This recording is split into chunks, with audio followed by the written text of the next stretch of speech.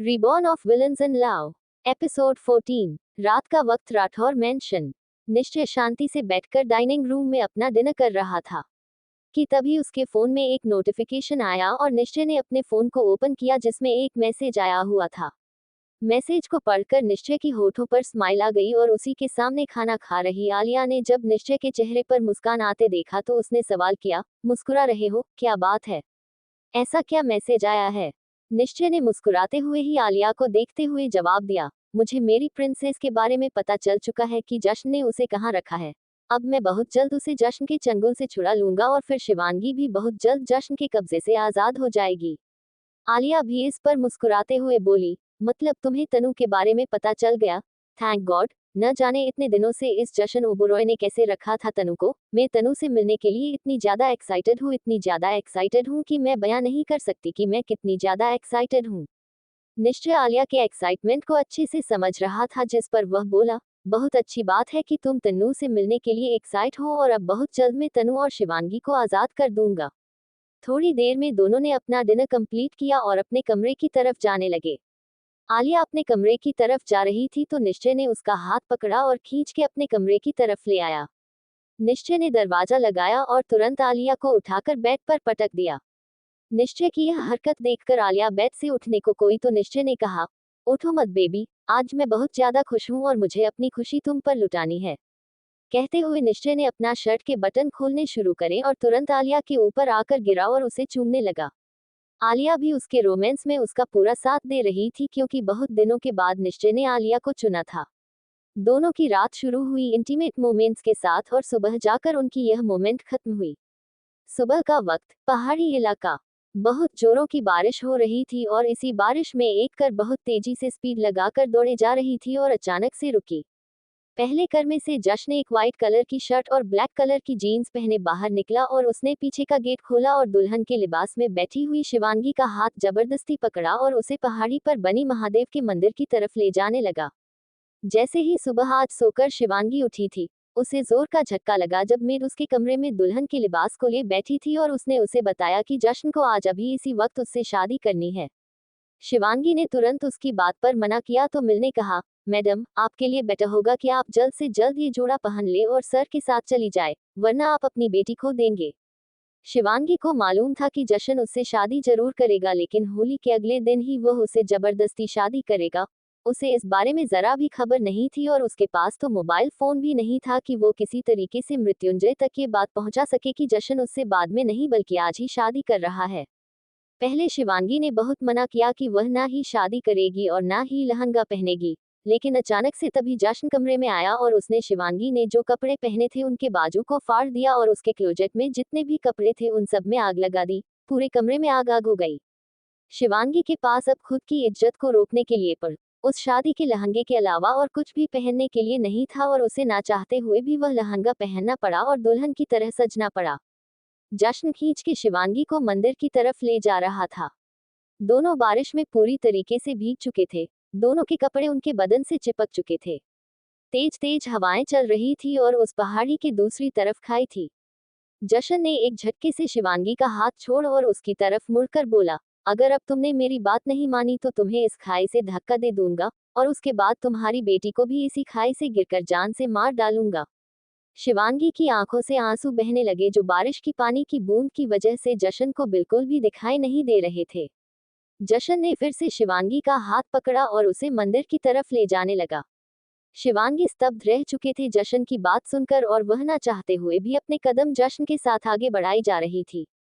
जशन शिवांगी को मंदिर के अंदर लेकर आया और नीचे जमीन पर बिठाया। सामने पंडित जी पहले ही हवन कुंड लगा चुके थे और अग्नि की तैयारी कर रहे थे। बारिश इतनी तेज थी कि अगर आज के दिन किसी की दिल से भी शादी हो तो वह भी उसे कैंसिल कर दे, लेकिन जश्न के ऊपर शिवांगी से शादी करने का भूत सवार था। वहां अगर बाढ़ भी आ जाए तो भी शिवांगी से शादी करके रहता। जश्न भी आकर शिवांगी के साथ बैठा और उसने शिवांगी का हाथ कसकर अपने हाथों में ले लिया ताकि शिवांगी उठकर वहां से भागे तो वह उसे भगाने न दे पाए। जश्न शिवांगी को लेकर मंडप और बैठा हुआ था और हवन कुंड में आहुति दे रहा था। शिवांगी की आंखों से झरझर आंसू बह रहे थे और बाहर तेज तेज बारिश हो रही थी जो कि रुकने का नाम ही न ले रही हो। बारिश ऐसी थी जैसे तबाही लेकर आए हो। धीरे धीरे शादी की सारी विधियां होने लगते हैं और पंडित जी कहते हैं, अब वर और वधू खड़े होंगे और हवन कुंड के चक्कर लगाएगी, यानी कि आप दोनों फेरे लेंगे। जश्न खड़ा हुआ लेकिन शिवांगी बिल्कुल भी खड़ी नहीं हुई, जिस पर जश्न ने गुस्से से शिवांगी का हाथ कसकर पकड़ा और उसे पुल किया, जिससे शिवांगी के हाथ में दर्द हुआ और वह झटके से खड़ी हुई। ट्रिपल ए, शिवांगी के मुंह से हल्की सी चीख निकली। पंडित जी बोले, पहले के 3 फेर में वधू आगे चलेगी, बाकी के 4 फेरों में वह आगे चलेंगे। जशन बहुत अच्छे से जानता था कि शिवांगी आगे बिल्कुल नहीं चलेगी, वह बस एक जगह खड़ी रहेगी। जशन बोला, मुझे फेरों से मतलब है, शादी से मतलब है, कौन पहले आगे चलेगा कौन बाद में आगे चलेगा, मुझे उससे कोई लेना देना नहीं है, इसीलिए आगे में ही चलूंगा और साथ के साथ फेरे में पहले लूंगा, बाद में मेरी बीवी, क्योंकि मेरी बीवी हमेशा मेरे पीछे रहेगी, ना कभी मेरे साथ, ना कभी मेरे आगे। जश्न का गुस्सा देखकर पंडित जी कुछ कह ही नहीं पाए। पंडित जी ने मंत्र उच्चारण शुरू किया और जश्न ने कसकर शिवांगी का हाथ पकड़ा और हवन कुंड के फेरे लेने लगा। शिवांगी का हाथ जश्न ने इतनी मजबूती से पकड़ रखा था और उसे खींच रहा था कि ना चाहते हुए भी शिवांगी जश्न के पीछे पीछे चल रही थी और फेरों को पूरा करती जा रही थी। जश्न शिवांगी के साथ 7 फेरे पूरे लेता है और वापस से आसन पर बैठ जाता है। उसके बाद पंडित जी फिर से मंत्र उच्चारण करते हैं और कुछ आहुति जश्न के हाथों करवाते हैं और फिर बोलते हैं, अब आप वधू की मांग में सिंदूर दान कीजिए। शिवांगी यह सुनते ही तुरंत पंडित जी को देखते हैं। उसका तो दिल ही बैठ गया था ये सुनकर और उसे वो पल याद आने लगता है जब उसकी वीर के साथ शादी हुई थी। तब भी वह अपनी मर्जी से शादी नहीं कर रही थी, पेट में पल रहे बच्चे को नाम देने के लिए उसे मजबूरन वीर के साथ जुड़ना पड़ रहा था, लेकिन वीर में और जश्न में जमीन आसमान का फर्क था। जहां वीर शिवांगी की इज्जत करता था और उसके करीब एक पल के लिए भी नहीं गया, वहीं जश्न ने न जाने कितनी बार उसके करीब आने की कोशिश करे और उसे पाने के लिए ना जाने कैसे कैसे हथकंडे अपनाया। इस वक्त शिवांगी के दिमाग में ना मृत्युंजय था, ना जश्न, ना तन्नू, उसके दिमाग में उस वक्त कोई था तो सिर्फ वीर था। उस वक्त जब शिवांगी को मंडप पर बैठाया गया तो वीर ने उसे बहुत ही सावधानी के साथ एक बड़े से आसन पर बिठाया, जिस पर वह आराम से बैठ जाए, और शिवांगी का हाथ पकड़ लिया और धीरे से उसके कान में बोला, अगर आपके बीच में तकलीफ हो तो मुझे बता दीजिएगा, मैं थोड़ी देर के लिए सबको रोक दूंगा और आप चाहे तो शादी को अभी भी रोक सकती है। उस वक्त शिवांगी ने कोई महंगा लाल रंग का जुड़ा नहीं पहना हुआ था। एक मिडिल क्लास फैमिली की तरह शिवांगी ने नॉर्मल लाल रंग की साड़ी पहनी हुई थी, जिसके ऊपर उसने सर पर लाल रंग का सेला ओढ़ा हुआ था। शिवांगी कुछ नहीं बोली और शांति से वीर के बगल में बैठी रही और पंडित जी ने शादी की रस्में शुरू करी। शिवांगी का परिवार, वीर का परिवार बहुत खुश था उन दोनों की शादी से। धीरे धीरे शादी की विधि आगे बढ़ती रही और सिंदूरदान का समय आया। वीर ने शिवांगी की मांग भरने से पहले उसे सवाल किया, क्या आप सच में तैयार है? हम अभी भी रुक सकते हैं और अगर एक बार मैंने आपकी मांग भर दी तो शायद ही मैं आगे की शादी रोक पाऊंगा। शिवांगी एक तक वीर को देखने लगी। इतनी इज्जत शायद ही उसकी जिंदगी में किसी ने उसे दी थी। उसके बाद शिवांगी ने अपने पेरेंट्स को देखा, जिन्होंने इशारे से शिवांगी को कहा कि वह वीर को अनुमति दे कि वह उसकी मांग भरे। शिवांगी ने फीकी सी की मुस्कान अपने पेरेंट्स को पास करे और धीरे से वीर से बोली, आप मेरी मांग भर सकते हैं, और वैसे भी हमें नहीं लगता कि हमें आपसे बेहतर जीवन साथी मिल सकता है। हम आपके साथ अपनी पूरी जिंदगी बिताने के लिए तैयार है। वीर के चेहरे पर यह सुन स्माइल आ गई और उसने शिवांगी की मांग भर दी और शिवांगी ने अपनी आंखें बंद कर ली। इसके बाद शिवांगी ने अपनी आंखें खोली तो उसके सामने हवन कुंड था और जश्न पंडित जी से सिंदूर की डिब्बी ले रहा था। शिवांगी खुद से बोली, कितना फर्क है इस इंसान और वीर जी में। जहां वह मुझसे एक बात पूछते थे, मेरी कोई भी चीज या इच्छा पूरी करनी हो तो उसके लिए अनुमति लेते थे, और यहाँ यह इंसान है जो मेरे मेरे जिस्म की, मेरे मन की, मेरे दिल की बिल्कुल नहीं सुन रहा और अपनी मर्जी मेरे ऊपर थोप रहा है और मेरे साथ जबरदस्ती शादी कर रहा है। लेकिन ये सब सोचकर सिर्फ शिवांगी अपना वक्त जाया कर रही थी, क्योंकि जश्न लगभग शिवांगी के साथ आधी शादी कर चुका था और कुछ ही पल में वह दोनों हमेशा हमेशा के लिए एक बंधन में बंध जाने वाले थे। जश्न ने पंडित जी के हाथ से सिंदूर की डिब्बी ली और चांदी के सिक्के में सिंदूर को भरा और शिवांगी की मांग की तरफ अपना हाथ बढ़ा दिया। शिवांगी ने अपनी आंखें बंद कर ली क्योंकि वह ये दृश्य देख ही नहीं सकती थी। उसे रह रहकर अपने ऊपर गुस्सा आ रहा था कि उसने क्यों मृत्युंजय को तनु के गायब होने की बात सही समय पर नहीं बताई। अगर ऐसा होता तो आज ये दिन उसे ना देखना पड़ रहा होता।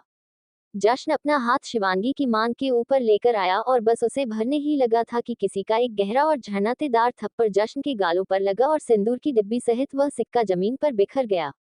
जब शिवांगी को एहसास हुआ कि जश्न ने अभी तक उसकी मांग नहीं भरी तो उसने अपनी आंखें खोलकर देखा कि जश्न का चेहरा एक तरफ घूम रखा था और उसने अपने चेहरे पर हाथ रखा हुआ था।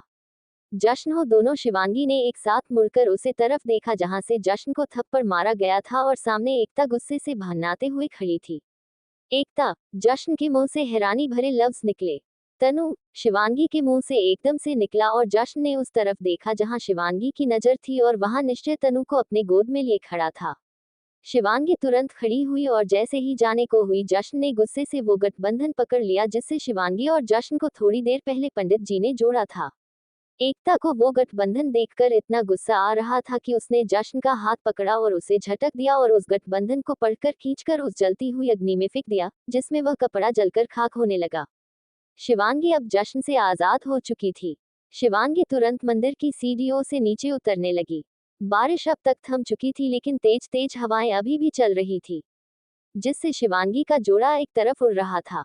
हवा इतनी तेज थी कि शिवांगी के सर पर रखा सेला और उसका दुपट्टा उसके शरीर से अलग हो गया।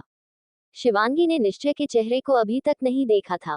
उसने तो बस तनु को देखा था और तुरंत तनु के पास पहुंचकर उसने निश्चय के हाथ से तनु को लिया और अपनी गोद में लिया और उसके चेहरे को बेतहाशा चूमने लगी।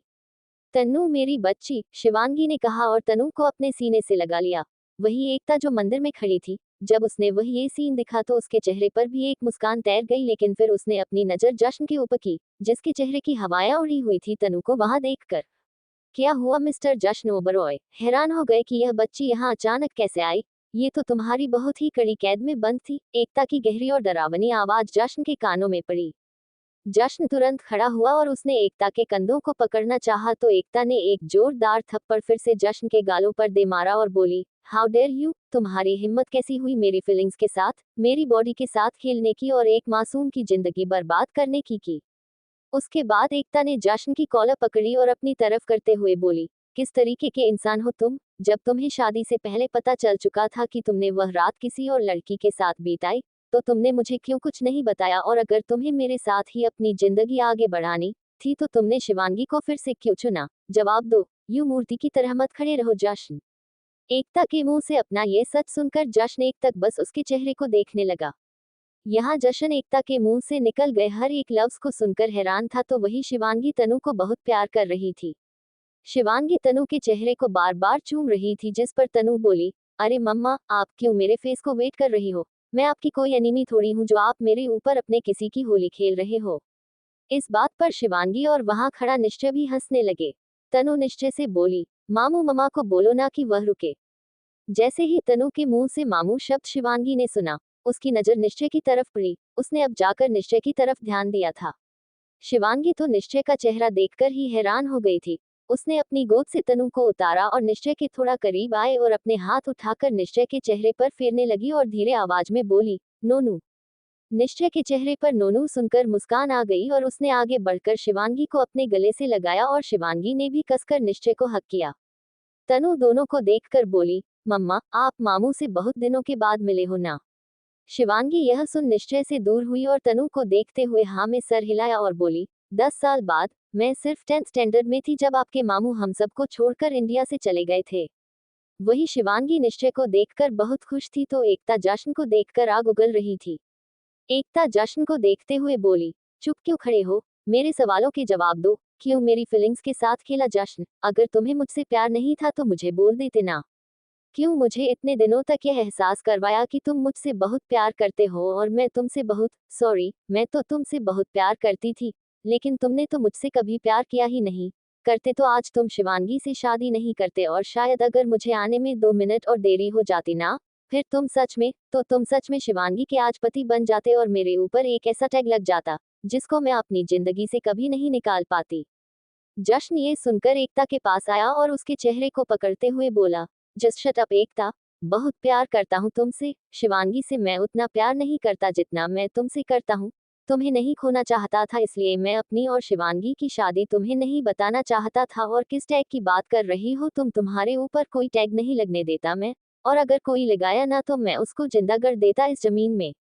एकता ने इस पर जश्न का हाथ हटाना चाहा लेकिन जश्न ने अपना हाथ नहीं हटाया तो एकता वैसे ही बोली, मेरे ऊपर बांझ का टैग लग जाता जो तुम मुझे देते, क्योंकि मैं इन 5 सालों में तुम्हें एक औलाद नहीं दे पाए और यह पूरा समाज मुझे बांझ का टैग दे देता और कह देता कि जश्न ओबरॉय ने दूसरी शादी बच्चों के लिए की है।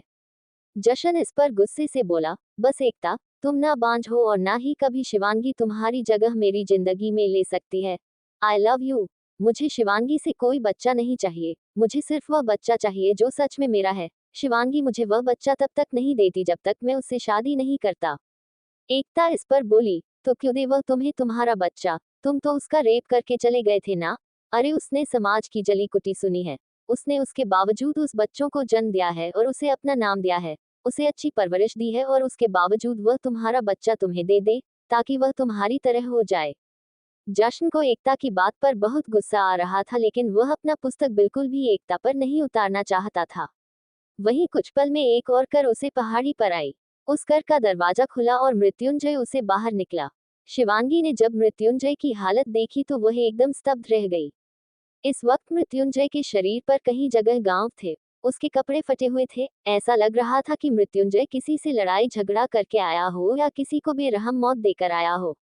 वही जब एकता और जशन की भी नजर मृत्युंजय के ऊपर गई तो जहां जशन के चेहरे पर मृत्युंजय की वह हालत देखकर सुकून सा था, तो वही एकता मृत्युंजय की वह हालत देखकर घबरा गए और तुरंत मंदिर से नीचे उतरने लगे। लेकिन जशन को समझ में नहीं आया कि मृत्युंजय की वह हालत देखकर एकता क्यों परेशान हुई और वह भी एकता के पीछे जाने लगा। जशन एकता को रोकते हुए बोला, तुम ऐसे इंसान के लिए इतना परेशान क्यों हो रही हो, इतना जिसने तुम्हारा रेप किया।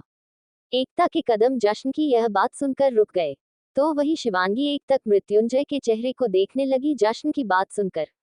एकता पलटी और जश्न से बोली, मेरा कोई रेप नहीं हुआ है। Mrityunjay is not a rapist, you are a rapist, you raped Shivangi but Mrityunjay did not raped मी।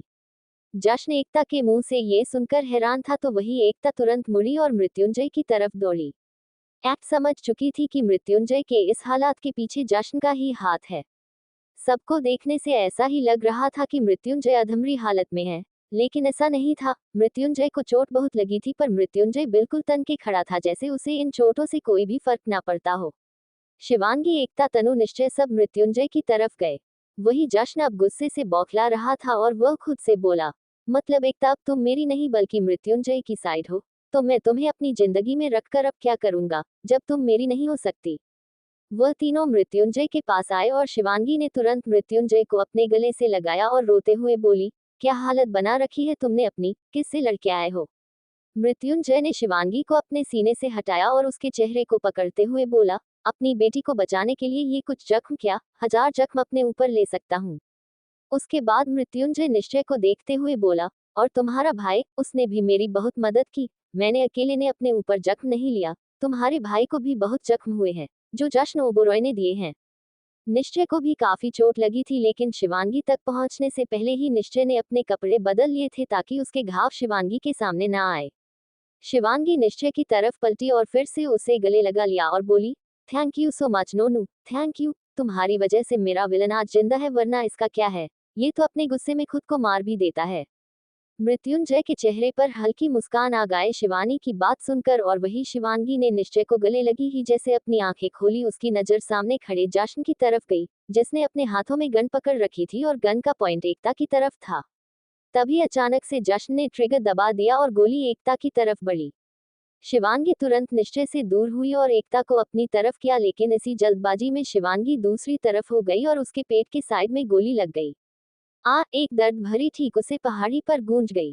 वहां खड़ा हर कोई हैरान हो गया और शिवांगी देखते ही देखते बेहोश हो गई और वही शिवांगी के पेट से बेतहाशा खून रिसने लगा जो उस सूखी जमीन को भीगो रहा था।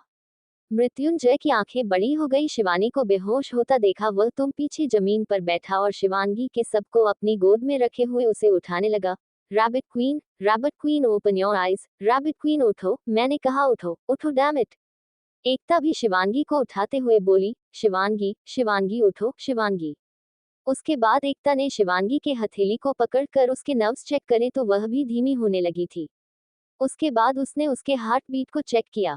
एकता मृत्युंजय से बोली, इसकी हार्ट बीट धीरे होती जा रही है, हमें इसे हॉस्पिटल लेकर जाना पड़ेगा, नहीं तो। इसके आगे के शब्द एकता बोली नहीं पाई क्योंकि मृत्युंजय ने उसे बहुत ही गुस्से वाली नजरों से देखा। मृत्युंजय ने तुरंत शिवांगी को अपनी गोद में उठाया और कर की तरफ ले गया। जश्न अभी मौका देखकर वहां से भाग गया, या यूं कह कि मृत्युंजय फिलहाल उसे भगाने की अनुमति दे दी, क्योंकि जिस दिन जश्न मृत्युंजय के हाथ लगेगा उस दिन उसे सिर्फ और सिर्फ मृत्यु मिलेगी। एकता भी शिवांगी मृत्युंजय निश्चय तनु के साथ थी। निश्चय तनु को लेकर अपनी कार में बैठा और एकता शिवांगी को लेकर बैक साइड पर बैठी और मृत्युंजय ड्राइवर सीट पर बैठा और गाड़ी को अस्पताल की तरफ दौड़ा दी। एकता निश्चय के साथ आई थी। मृत्युंजय सीधा हॉस्पिटल के लिए गया, लेकिन निश्चय सबसे पहले राठौर मेंशन गया। उसने आलिया को रास्ते में सारी बातें बता दी और उसने कहा कि जब तक शिवांगी ठीक नहीं हो जाती है वह तनु को संभाले। आलिया ने निश्चय की बात मान ली।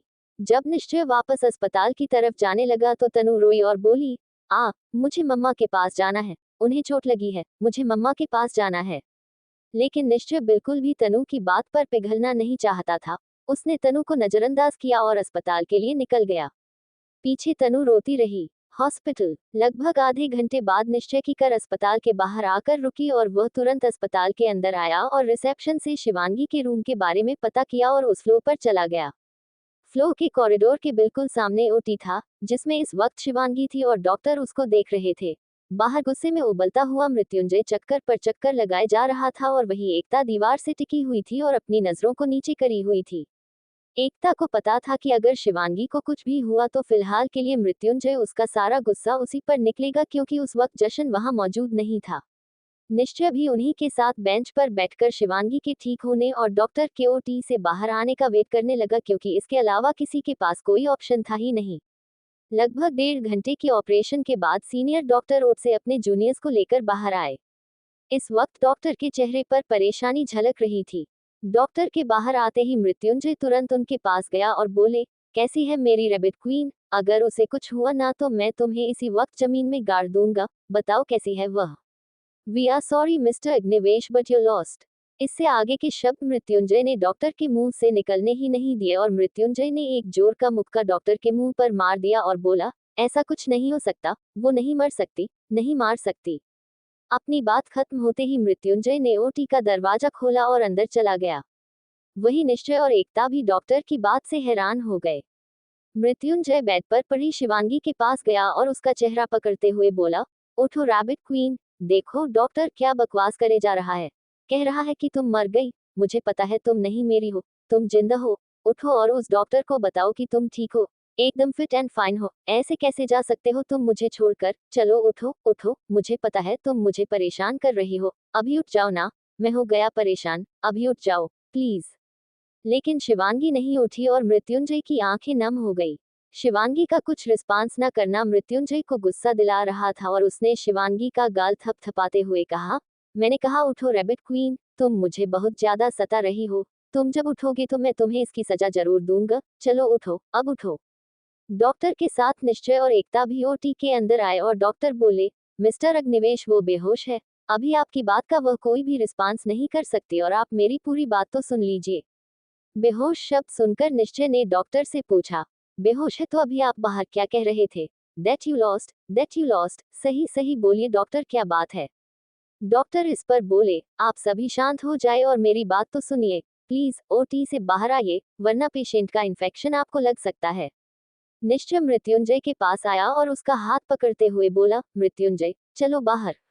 मृत्युंजय निश्चय को बोला, नहीं मैं नहीं जाऊंगा, मैं अपनी रैबिट क्वीन के पास ही रहूंगा। तुम्हें जाना है तुम जाओ, मैं यहीं रहूंगा, ये जब तक होश में नहीं आएगी मैं इसको छोड़कर कहीं नहीं जाऊंगा। उठो ना रैबिट क्वीन, और कितना परेशान करोगे मुझे? देखो अगर तुम मुझे ऐसे ही परेशान करोगी ना तो मैं तनु को लेकर चला जाऊंगा, ठीक है? तुम अकेली हो जाओगी फिर। चलो उठो। मृत्युंजय अभी भी शिवांगी को उठाने की कोशिश कर रहा था।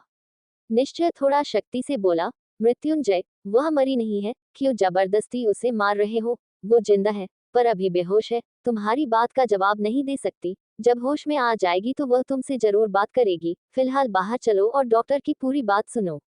मृत्युंजय ने अपना हाथ वापस निश्चय के हाथ से छुड़ाया और बोला, मुझे पता है ये जिंदा है, और तुम बार बार अपनी बहन को मारने की कोशिश मत करो, वरना मैं तुम्हें मार डालूंगा। मुझे मेरी रैबिट क्वीन के पास रहने दो। कहने के बाद मृत्युंजय ने फिर से शिवांगी का हाथ पकड़ लिया।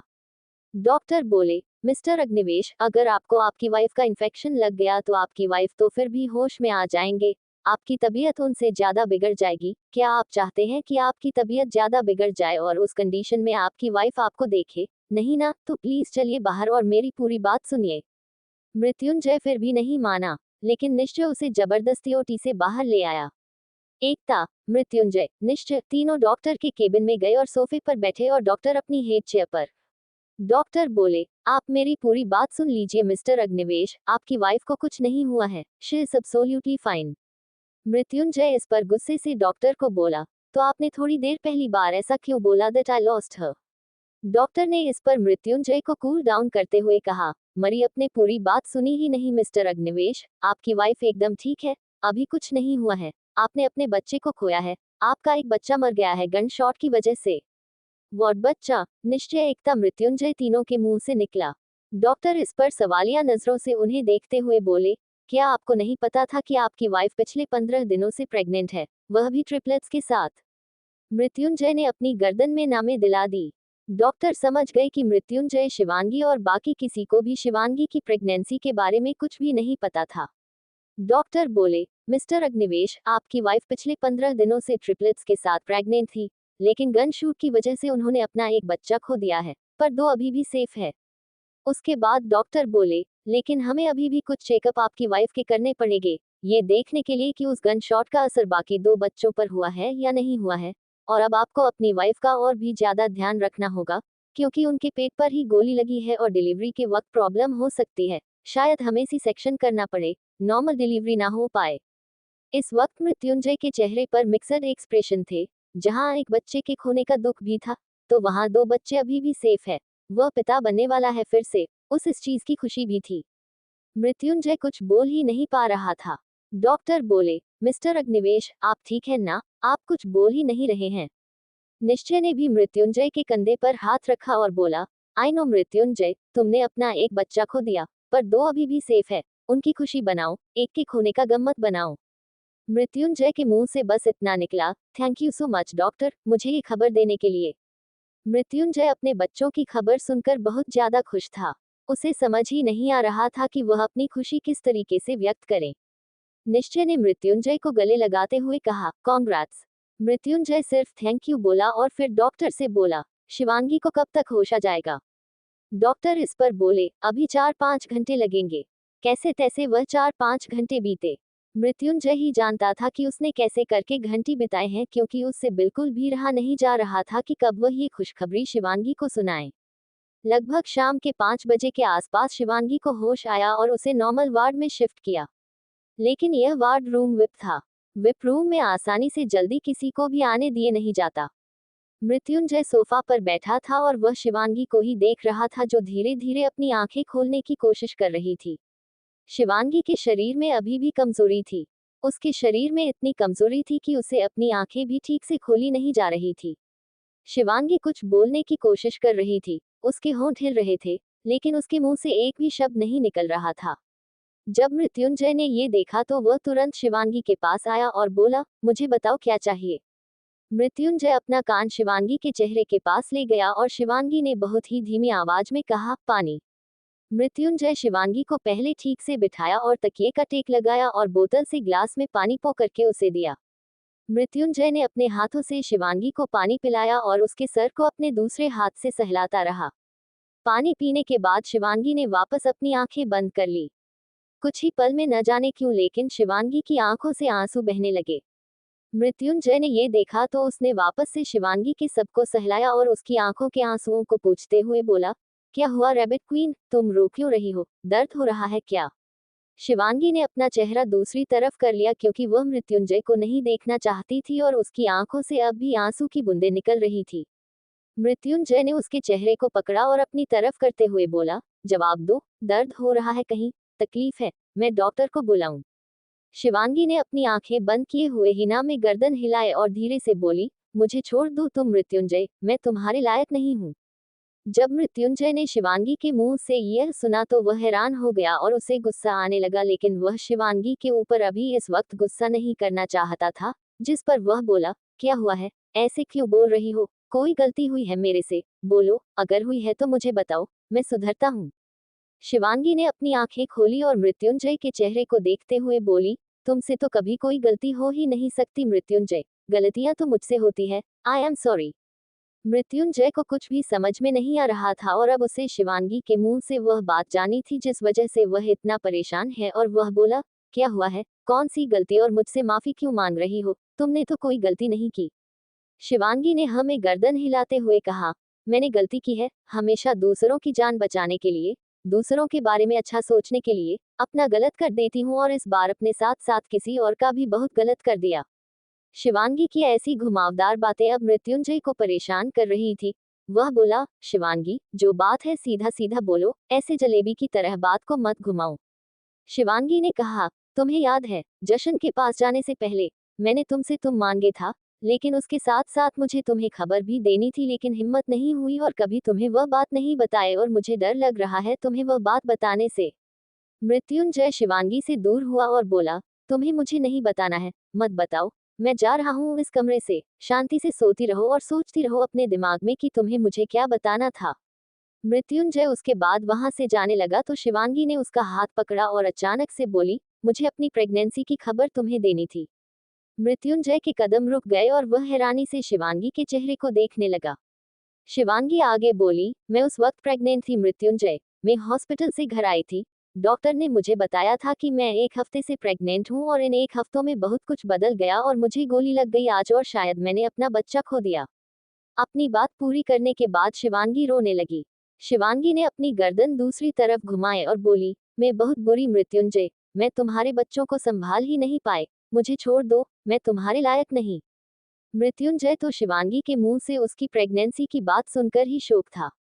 जो खबर वह खुद शिवांगी को देना चाहता था, वह खबर शिवांगी को पहले से थी, लेकिन अब शिवांगी उस बात को इस तरीके से लगी मृत्युंजय को इसका बिल्कुल भी अंदाजा नहीं था। मृत्युंजय को अपने एक बच्चे खोने की बात शिवांगी को बताने से डर लग रहा था। हालांकि शिवांगी को इस बारे में जरा भी अंदाजा नहीं था कि उसके पेट में एक नहीं बल्कि 3 बच्चे थे और सच में शिवांगी ने अपना एक बच्चा खो दिया था। मृत्युंजय को अब डर लग रहा था कि अगर उसने एक बच्चे खोने की बात बताई, शिवांगी कोई गलत कदम ना उठा ले या अपने साथ कुछ गलत ना कर दे। Thank you for listening. Like और कमेंट करना ना भूलें और मोर स्टोरीज के लिए सब्सक्राइब करें। मिलते हैं नेक्स्ट वीडियो में।